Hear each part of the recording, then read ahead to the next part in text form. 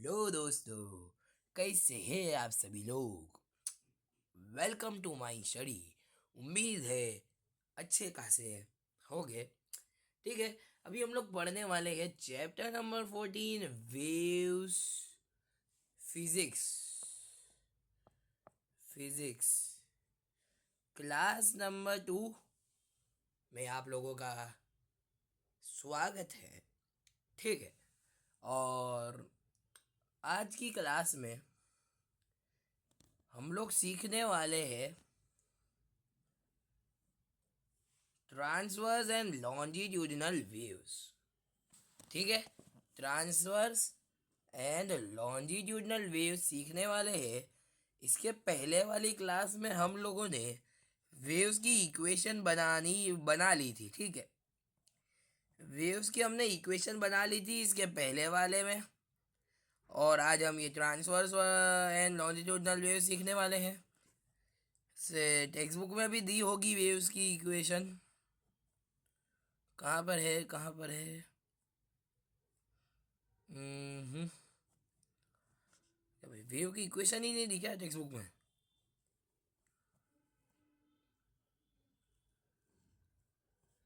होगी, यहीं कहीं होगी, और तो ढूंढ लेना। ठीक है, और अगर नहीं भी ढूंढा तो काम आएगी ये इक्वेशन। वैसे भी अगर नहीं भी दी हो तो ये तो मैं मेरे हिसाब से करवा रहा हूँ जितना मुझे नॉलेज है।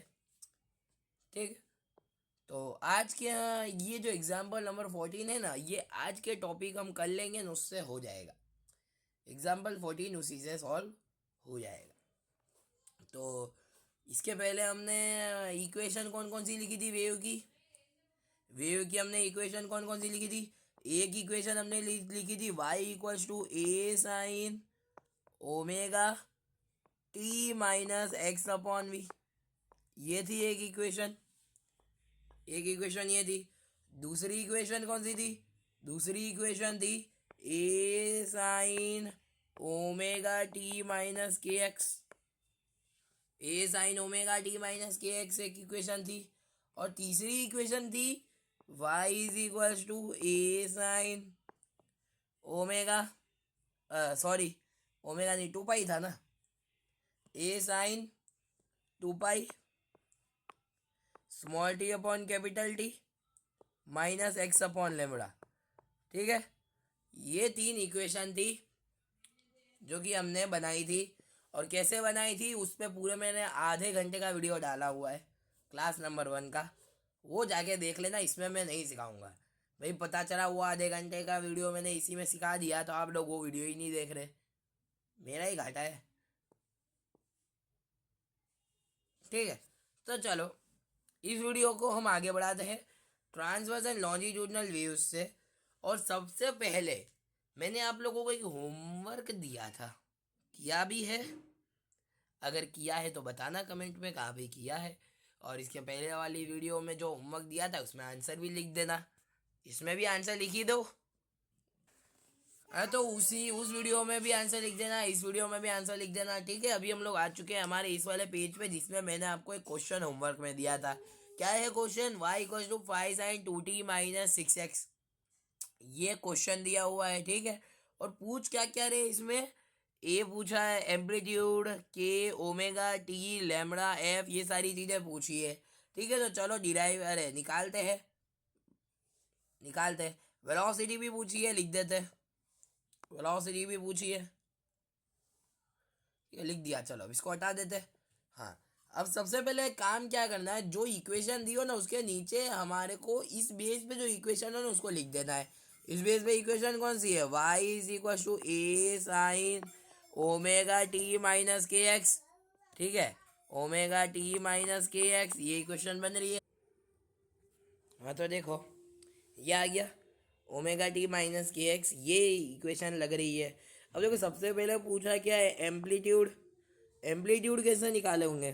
क्रॉस सेक्शन चेक करो क्या आ रहा है। देखो एम्पलीट्यूड निकालो, 5 आ गया, यानी हमारा एम्पलीट्यूड क्या आ गया? 5।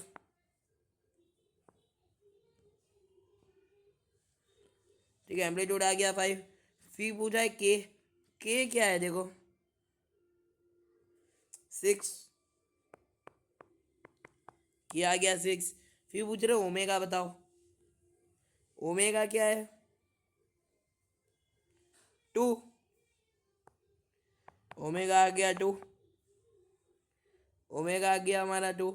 फिर टाइम पीरियड पूछ रहे, टाइम पीरियड, टाइम पीरियड निकालने का फॉर्मूला क्या होगा? 2 पाई बाई ओमेगा।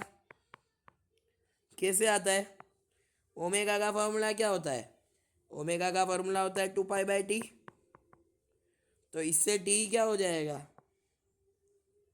टी हो जाएगा 2 पाई बाई ओमेगा। और ओमेगा कितना है? 2। 2 से 2 कटेगा तो टी आ जाएगा हमारा पाई, पाई यानी 3.14 आ जाएगा टी। फिर क्या पूछा है? लेमड़ा। लेमड़ा क्या होता है? के का फॉर्मूला होता है 2 पाई बाई लेमड़ा। तो लेमड़ा क्या हो गया इसे? के, अरे 2 पाई अपॉन के कितना है? 6। 2 पाई अपॉन 6, 2 1 2, 2 3 6। तो इसलिए लेमड़ा कितना आ गया? Pi by 3। ठीक है, लेमड़ा आ गया हमारा पाई बाई 3। फिर क्या पूछा है? फ्रीक्वेंसी बताओ। फ्रीक्वेंसी क्या होता है? टाइम पीरियड का उल्टा, यानी कि फ्रीक्वेंसी आ जाएगा 1/पाई। फ्रीक्वेंसी का फॉर्मूला क्या होता है? 1/टी। टी आ गया पाई, तो फ्रीक्वेंसी आ जाएगा 1/पाई। फिर पूछा है वेलोसिटी बताओ। अब वेलोसिटी के लिए कुछ सोचना पड़ेगा। वेलोसिटी क्या होगा? वेलोसिटी, तो देखो, वेलोसिटी का फॉर्मूला होता है लेमड़ा अपॉन टी। ये फॉर्मूला होता था लेमड़ा अपॉन टी। लेमड़ा कितना था हमारा? Pi by 3। और टाइम पीरियड था हमारा पाई।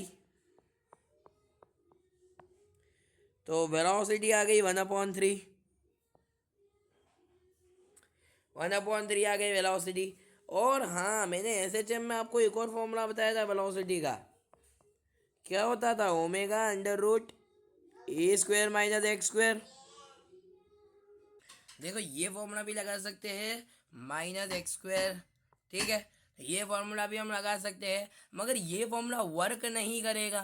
क्यों सर जी वर्क क्यों नहीं करेगा? ये तो अपने एसएचएम में पढ़ाया है, एसएचएम में तो काम भी कर रहा था। यहाँ क्यों नहीं करेगा? क्योंकि यहाँ पर x² है, और x तो हमारे पास अवेलेबल ही नहीं है। x तो x के ही टर्म्स में दिया हुआ है, यानी कि ये फॉर्मूला तो यहाँ पर तो वर्क करने वाला ही नहीं है। ठीक है, यानी ये फॉर्मूला तो यहाँ पर काम नहीं करेगा। एक काम तुम कर सकते थे, इसको डिफ्रेंशिएट कर देते, मगर तुम डिफ्रेंशिएट भी कैसे करते? यहाँ पर तो दो दो चीज़ें दी हुई थी, दो दो चीज़ें दी हुई थी, तो किस किस को बाहर निकालते वो भी कन्फ्यूजन हो जाती। तो बस ऐसे ही कर लो जैसे मैंने सिखा दिया। अब चलो, अब हम लोग आगे बढ़ते हैं, अब पढ़ते हैं types of velocities in waves. Types of wave मैंने हेडिंग मार दिया, types of velocities in waves. रुको, इसका हेडिंग सही कर देता हूँ मैं। Types of velocities in waves. ठीक है, यानी कि कितनी प्रकार की वेलोसिटीज है वेव्स में। वेव्स में भाई कितनी प्रकार की वेलोसिटी हो सकती है? सोचो, दो प्रकार की वेलोसिटी है। We have two types of velocities, two types of velocities in wave. पहली वेलोसिटी आती है, ठीक है, पहली वेलोसिटी आती है वेव वेलोसिटी। वेव वेलोसिटी, ये है पहली वेलोसिटी। क्या नाम है? Wave velocity. और दूसरी वेलोसिटी आती है particle velocity. Particle velocity, wave velocity और पार्टिकल वेलोसिटी, दो दो वेलोसिटी आती है। देखो भाई, ऐसा मत समझना हम सिर्फ एनसीईआरटी कोर्स पढ़ रहे हैं, एनसीईआरटी कोर्स पढ़ रहे हैं, ऐसा नहीं समझना है। ठीक है, हम लोग मिक्स पढ़ रहे हैं, जेई का भी पढ़ रहे हैं, यानी इसमें जेई के कुछ कॉन्सेप्ट भी होंगे। हो सकता है मैं कुछ पढ़ा हुआ टेक्स्ट बुक में ना मिले, यानी वो जेई का होगा, फालतू चीज तो मैं पढ़ा नहीं रहा। ठीक है, तो सबसे पहले हम लोग स्टडी करते हैं वेव वेलोसिटी क्या होता है। वेव वेलोसिटी क्या होता है उसके बारे में पहले स्टडी करते हैं। तो वेव वेलोसिटी, इसका सिंबल होता है ये ओम, जो कि आगे जा रहा है।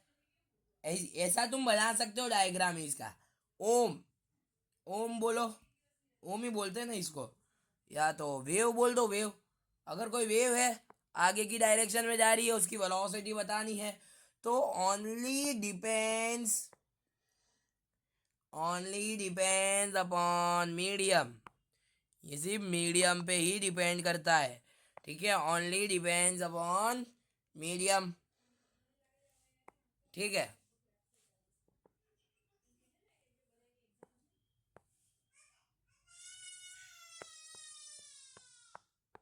ओनली डिपेंड्स अपॉन मीडियम, ये सिर्फ मीडियम पे ही डिपेंड करती है वेव वेलोसिटी, मीडियम पे डिपेंड करेगी, और इट्स अ कांस्टेंट, ठीक है, इट इज अ कांस्टेंट, ये कांस्टेंट होती है वेव वेलोसिटी हमारी, यानी क्वेश्चन में दे ही रखी होगी। और वेव वेलोसिटी हम बोलते किसको है, तो देखो हमारी इक्वेशन क्या होती है, A sine omega T minus x upon we, ये हमारी इक्वेशन होती है।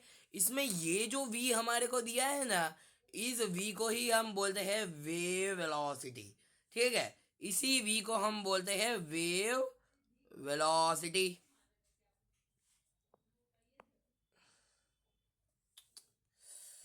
यार स्टाइलर ढंग से काम नहीं कर रहा। एक्स अपॉन वी, इसको बोलते हैं वेव वेलोसिटी, ठीक है, इसको हम बोलते हैं wave velocity. T minus x upon v में जो वी है उसको हम बोलते हैं वेव वेलोसिटी, जो किसी भी एक पर्टिकुलर मीडियम पे डिपेंड करता है। सेकंड नंबर पर आता है, सेकंड नंबर पर आता है particle velocity, particle velocity second number पर आता है पार्टिकल वेलोसिटी। पार्टिकल वेलोसिटी किसको बोलते हैं, पार्टिकल की वेलोसिटी, उसी को बोलेंगे पार्टिकल वेलोसिटी। अगर हम इसको मान लो, देखो मान लो ये हमारी वेव है,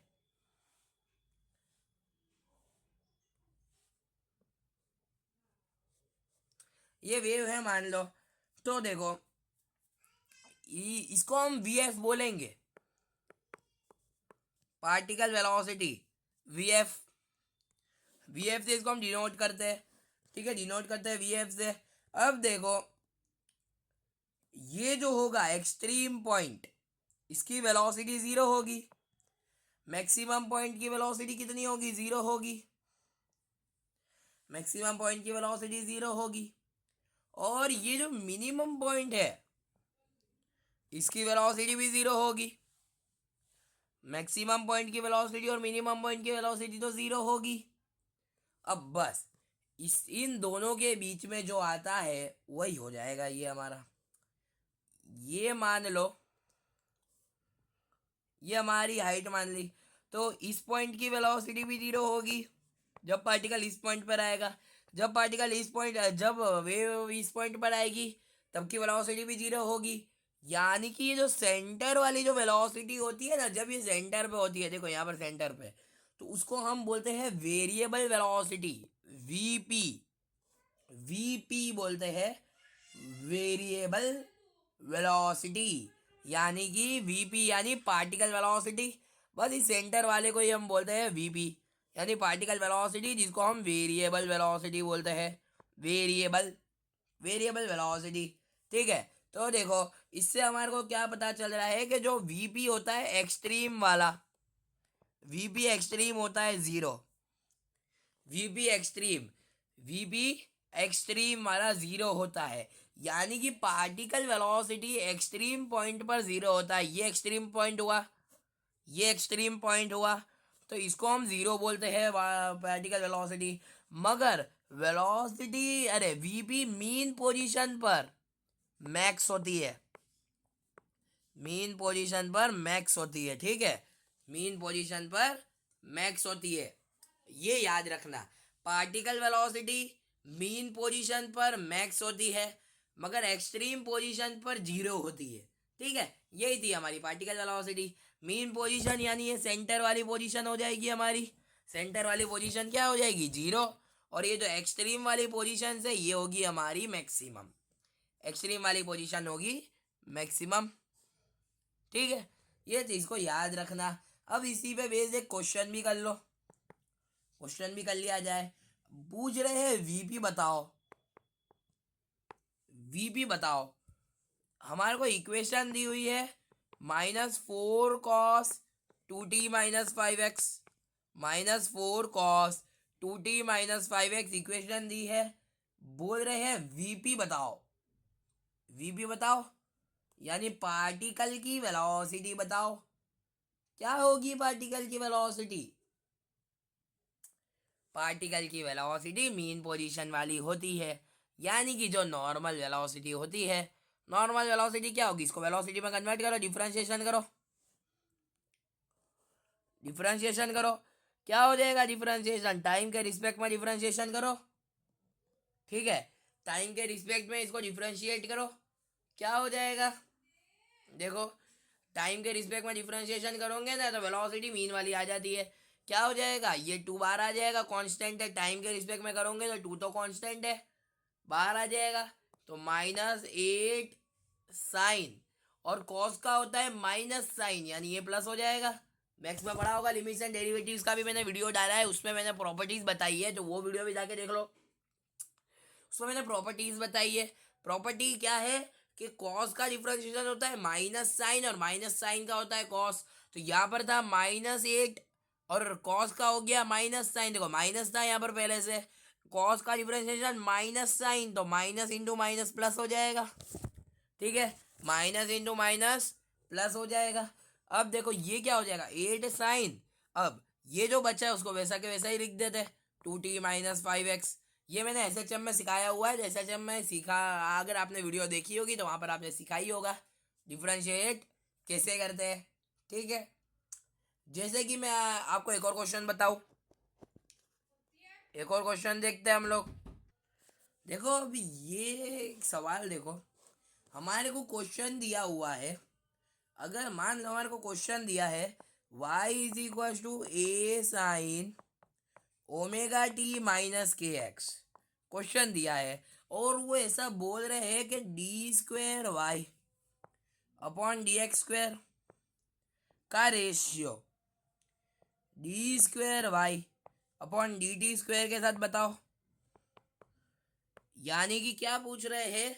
हमारे को पूछा जा रहा है कि इसको एक, ये जो y है ना, इसको एक बार t के टर्म्स में डिफरेंशिएट करो, एक बार x की टर्म में डिफरेंशिएट करो, और डिफरेंशिएट करने के बाद तो देखो x की टर्म से एक बार डिफरेंशिएट करना है, एक बार नहीं सॉरी d² है, यानी कि 2 बार डिफरेंशिएट करना है।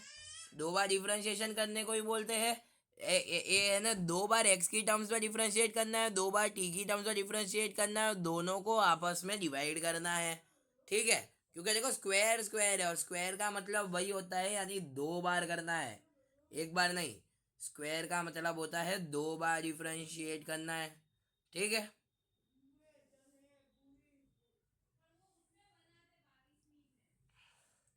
अब देखो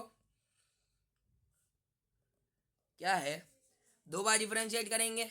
ऊपर हमारे को x की टर्म्स में रखना है, यानी पहले x की टर्म्स में डिफरेंशिएट करो। तो देखो एक बार डिफरेंशिएट करो तो क्या हो जाएगा? वेलोसिटी आ जाएगी या एक्सेलरेशन, वो उसको छोड़ो, हम पे डिफरेंशिएट करते हैं। डिफरेंशिएट करो एक बार, तो देखो साइन, डिफरेंशिएशन करोगे तो क्या हो जाएगा? साइन का हो जाता है कॉस, मगर यहाँ से माइनस के बाहर आएगा, माइनस के बाहर आ जाएगा, ठीक है। माइनस के बाहर आएगा, ऐसा ही होगा ना, ऐसा ही तो होगा, माइनस के बाहर आएगा। माइनस के बाहर आएगा, और हाँ देखो माइनस के बाहर आएगा, एक बार माइनस के बाहर आएगा तो -a/k cos हो जाएगा, साइन का होता है कॉस, ω t - kx, ऐसा आ जाएगा। और जब दूसरी बार डिफरेंशिएट करोगे इसी इक्वेशन को, तो देखो ये माइनस के फिर से बाहर आएगा, तो माइनस माइनस प्लस हो जाएगा, मगर कॉस का डिफरेंशिएशन तो माइनस साइन होता है, यानी कि -a/k² साइन ω t - kx, ये बन जाएगा 2 बार डिफरेंशिएट करोगे तो। ठीक है, 2 बार डिफ्रेंशिएट करोगे तो ये बन जाएगा। बस इसी को रखते, इसको हटा देते। और नीचे क्या था,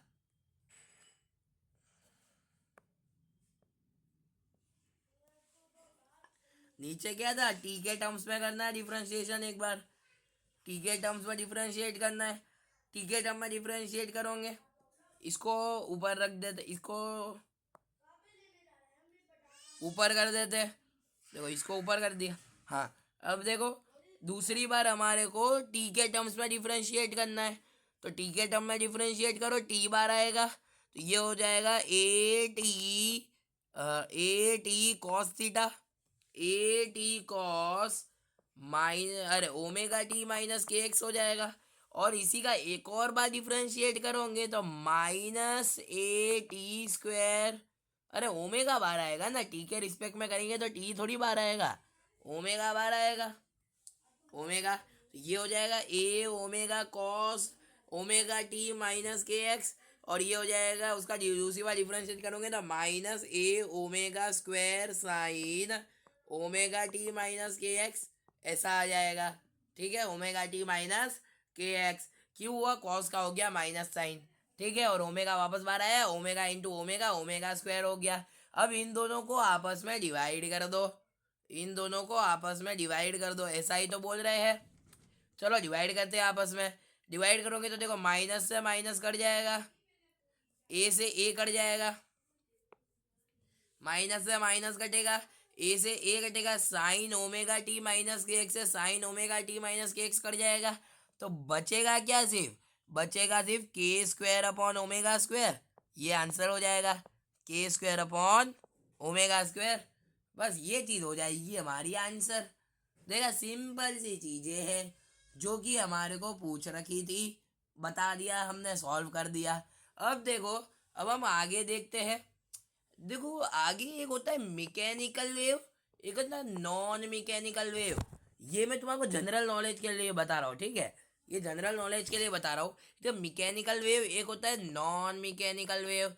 मैकेनिकल वेव में सारी की सारी वेव्स आती है, सारी की सारे मैकेनिकल मीडियम होता है, रिक्वायरमेंट्स ऑफ मीडियम। ठीक है, देख मैकेनिकल होता है, नॉन मैकेनिकल होता है।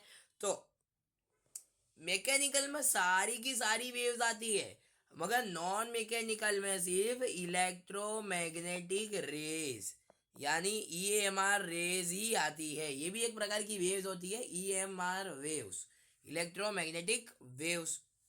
इलेक्ट्रोमैग्नेटिक रेज बोलो या इलेक्ट्रोमैग्नेटिक वेव्स बोल दो। इलेक्ट्रोमैग्नेटिक वेव्स नॉन मैकेनिकल होती है और बाकी सारी मैकेनिकल होती है।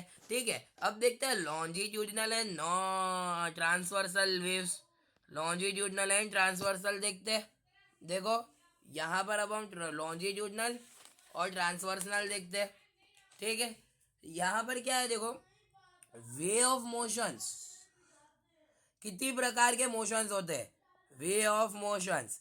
तो देखो 2 प्रकार के मोशन होते हैं हमारे यहाँ पर, हमारे यहाँ पर 2 प्रकार के मोशन होते हैं।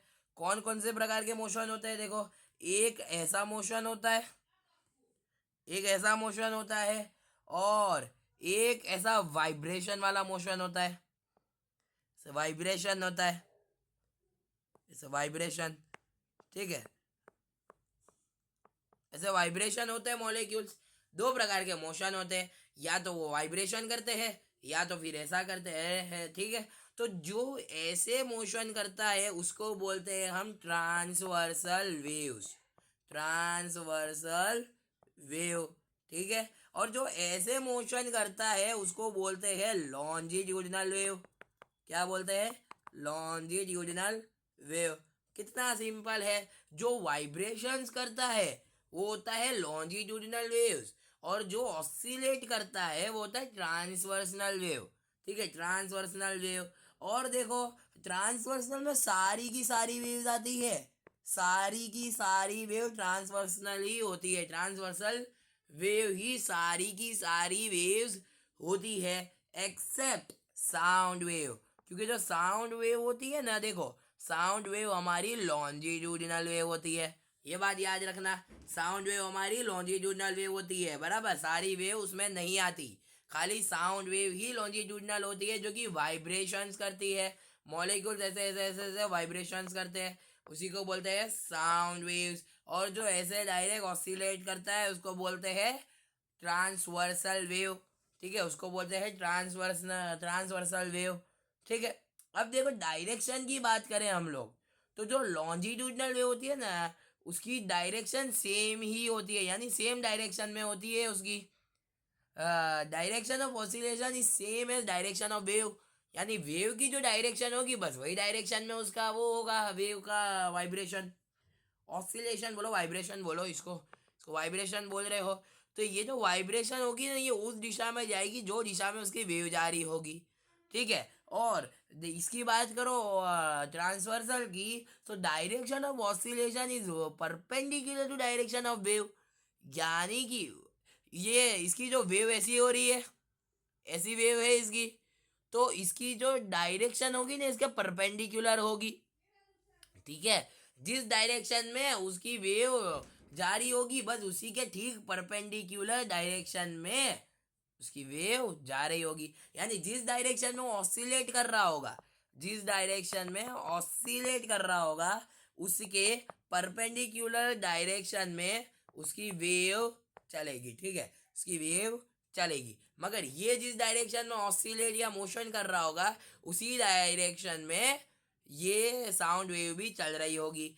यानी कि लॉन्जिट्यूडनल में क्या है, जिस डायरेक्शन में चल रहा होगा लॉन्जिट्यूडनल की वेव या ऑसिलेशन मोशन जो भी बोलो, बस उसी डायरेक्शन में साउंड वेव भी चलेगी उसकी। मगर ट्रांसवर्सल में क्या होता है, जिस डायरेक्शन में ऑसिलेट कर रहा है बस उसके ठीक परपेंडिकुलर डायरेक्शन में उसकी वेव चलेगी। बस यही था डिफरेंस लॉन्जिट्यूडनल वेव और ट्रांसवर्सल वेव का। ठीक है, बस यही था डिफरेंस। देखो एनसीईआरटी में देखते हैं, एनसीईआरटी में क्या दिया है हमारे को ट्रांसवर्सल वेव और लॉन्जिट्यूडनल वेव के बारे में। तो देखो ट्रांसवर्सल वेव क्या दिया है इसमें, ये ट्रांसवर्सल है ना, when pulse travels along the length of a stretch string the elements of the string oscillates. हाँ, यानी यही है ट्रांसवर्सल, तो वैसे ये ट्रांसवर्सल है, और ये लॉन्जिट्यूडनल नहीं, ये नहीं, ये ट्रांसवर्सल है, और ये लॉन्जिट्यूडनल है। देखो ये लॉन्जिट्यूडनल है। Longitudinal waves generated in a pipe filled with air by moving the piston, इसको पिस्टन बोलते हैं। एंड अप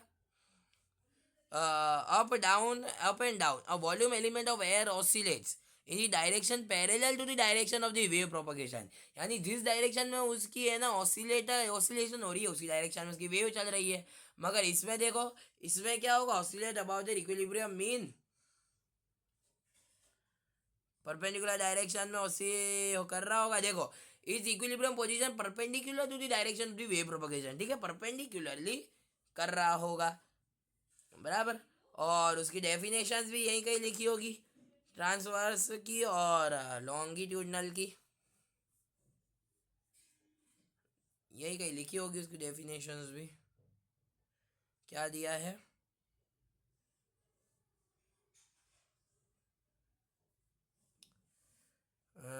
देखो ये रहा, generated propagating the air along the length pipe,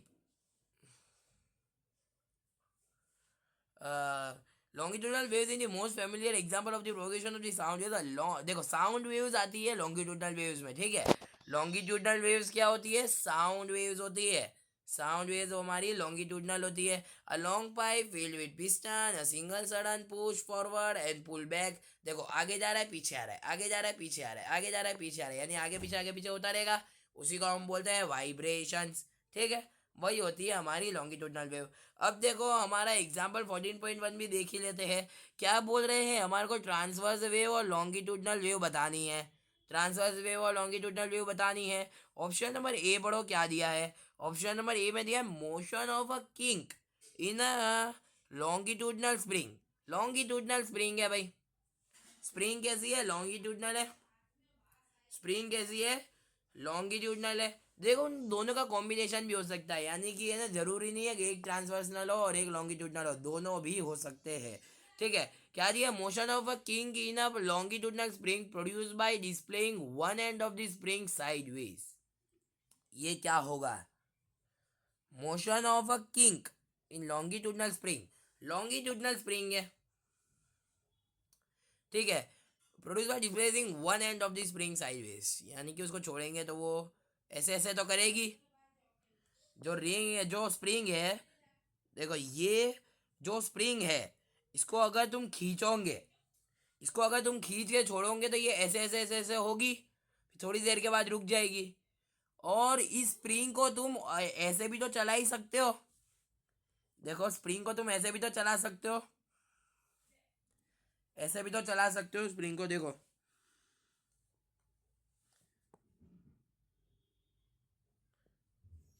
ऐसे भी तो चला सकते हो स्प्रिंग को। तो ये क्या हुआ, ये तो हमारी वेव बन गई, ऑसिलेट कर रही है, ट्रांसवर्स वेव हो गई, ये तो ट्रांसवर्स वेव हो गई। और जो स्प्रिंग है उसको अगर तुम खींच के छोड़ोगे तो वो ऐसे ऐसे ऐसे ऐसे होगी, और बाद में लास्ट में वो अपनी फाइनल पोजीशन पर आ जाएगी। ठीक है, यानी कि ये लॉन्गिट्यूडनल भी होगा, ट्रांसवर्सल भी होगा, लॉन्गिट्यूडनल भी होगा, ट्रांसवर्सल भी होगा। ठीक है, और बी पे आ रहा हो, क्या दिया है, wave produced in a cylinder containing a liquid, it's a piston back and fourth. Back and fourth बोल दिया अब, यानी कि लग तो रहा है ये तो सिर्फ लॉन्गिट्यूडनल ही होनी चाहिए, क्योंकि देखो wave produce in a cylinder, cylinder में जो वेव बन रही है containing a liquid by moving, containing a liquid by moving its piston back and forth, तो भाई वेव बनेगी, यानी कि ऐसे ही वेव बनेगी, लिक्विड है, लिक्विड वाइब्रेशन तो करेगा नहीं। तो ऑप्शन नंबर बी होगा लॉन्गिट्यूडनल। हाँ देखो मैंने स्टार्टिंग में बोला लॉन्गिट्यूडनल होगा, और फर्स्ट के दोनों ही होंगे, ट्रांसवर्स एंड लॉन्गिट्यूडनल। ठीक है, ऑप्शन नंबर बी लॉन्गिट्यूडनल होगा। क्यों लॉन्गिट्यूडनल होगा, देखो मैं रीजन बता रहा हूँ। पानी दिया है, ठीक है, मगर देखो ऐसा बोल रहे उसको बैक एंड फोर्थ कर रहे हैं, बैक एंड फोर्थ यानी आगे पीछे ऐसा कर रहे हैं, यानी कि उसमें वाइब्रेशंस जनरेट कर रहे हैं, तो वाइब्रेशंस करेगा वो तो, जब जब वाइब्रेशन करेगा तो ट्रांसवर्सल नहीं करेगा, वाइब्रेशन ही करेगा ना, क्योंकि यहाँ पर कंडीशन अप्लाइड है, यहाँ पर कंडीशन अप्लाइड नहीं थी इस क्वेश्चन में। इस क्वेश्चन में ऐसा नहीं बोला था कि हम सिर्फ उसको वेव में चलाएंगे, अरे सिर्फ हम उसको ऐसे ही चलाएंगे उस स्प्रिंग को, ऐसा नहीं बोला था। बोला था स्प्रिंग को हम अगर ऐसे खींच के छोड़ दे तब क्या होगा, तो हमारी स्प्रिंग तो वाइब्रेट भी हो सकती है और ऑसिलेट भी कर सकती है, दोनों कर सकती थी। मगर यहाँ पर हमारे को कंडीशन दी थी कि जो पानी है पिस्टन में, पिस्टन में, पिस्टन क्या होता है, देखो ये होता है पिस्टन, ये होता है हमारा पिस्टन। तो पिस्टन को ऐसे ऊपर नीचे ऊपर नीचे ऊपर नीचे कर रहे हैं, तो पानी क्या करेगा, वाइब्रेट करेगा, पानी के मॉलिक्यूल्स तो वाइब्रेट करेंगे। ठीक है, तो आगे पीछे करोगे तो वाइब्रेशन क्रिएट होगी, यानी कि इसका आंसर आ जाएगा लॉन्गिट्यूडनल। ऑप्शन सी पढ़ो, wave produce by a motor boat selling in a water. अब मोटर बोट की बात करी है, तो जो मोटर बोट है वो पानी में कैसे चलेगी, ये पानी है, मान लो यहाँ पर कोई बोट है, तो यहाँ पर अगर कोई बोट है तो देखो वो मोटर बोट पानी में चलेगी ही कैसे, ऐसे ऐसे ही तो चलेगी जैसे पानी चल रहा है, यानी मोटर बोट ट्रांसवर्सल चल रही है। अब मोटर बोट है यानी उसका इंजन भी होगा, और अगर उसका इंजन चलेगा तो इंजन के मॉलिक्यूल्स तो वाइब्रेट हो करेंगे, इंजन में है मॉलिक्यूल्स तो उसके वाइब्रेट ही करेंगे, यानी कि ये दोनों ही होगा, जो मोटर बोट है ये दोनों ही होगा, दोनों का काम करेगा। ठीक है, और थर्ड नंबर पे क्या दिया, अल्ट्रासोनिक वेव्स। अब अभी मैंने थोड़ी देर पहले बताया जो अल्ट्रासोनिक वेव यानी कि साउंड वेव, अल्ट्रासोनिक वेव यानी कि साउंड वेव, और साउंड वेव सिर्फ लॉन्गिट्यूडनल हो सकता है, तो बगैर दिमाग लगाए इस पर लॉन्गिट्यूडनल छाप दो। ठीक है, तो देखा इसी के साथ हमारा एग्जाम्पल नंबर 1 भी हो गया, एग्जाम्पल नंबर 1 भी हो गया। अब इसके बाद हमारे को दो पढ़ना है, इंटरफेरेंस, सुपरपोजिशन क्या होता है, ये यही सब पढ़ना है, सुपर पोजिशन और वो सब। और देखो मैंने जो एम्पलीट्यूड और फेज बताया क्लास नंबर 1 में, वो सब यहाँ पर दिया है देखो। ठीक है, तो देख लेना, ये फ्रीक्वेंसी के सारे फॉर्मूले देखो, मैंने क्या बोला था, k equal to 2 pi by lambda, k is equal to 2 pi by lambda, यानी कि लेमड़ा हो जाएगा 2 पाई बाई के। ठीक है, लेमड़ा हो जाएगा 2 पाई बाई के। वेलोसिटी का फॉर्मूला क्या हो जाएगा, 1/t, और टी क्या होता है ओमेगा अपॉन 2 पाई, ओमेगा अपॉन 2 पाई। क्यों ओमेगा अपॉन 2 पाई होगा, अरे 1/t होगा ओमेगा अपॉन 2 पाई। बाकी टी क्या होता है 2 पाई/ओमेगा होगा। ठीक है, यानी कि ये सब बस फॉर्मूले ही है, तो देख लेना। बाकी ये सारे फॉर्मूले मैंने इसमें इसके लिए नहीं बताए क्योंकि मैंने ये सारे फॉर्मूले एसएचएम वाले चैप्टर में बताए हुए हैं। तो एसएचएम वाला चैप्टर भी देख लिया होगा आपने, तो आपको ये फॉर्मूले आते ही होंगे। ठीक है, तो इस वीडियो को यहीं पर एंड करते हैं। ठीक है, इस वीडियो को यहीं पर एंड करते हैं। Good bye. ठीक है।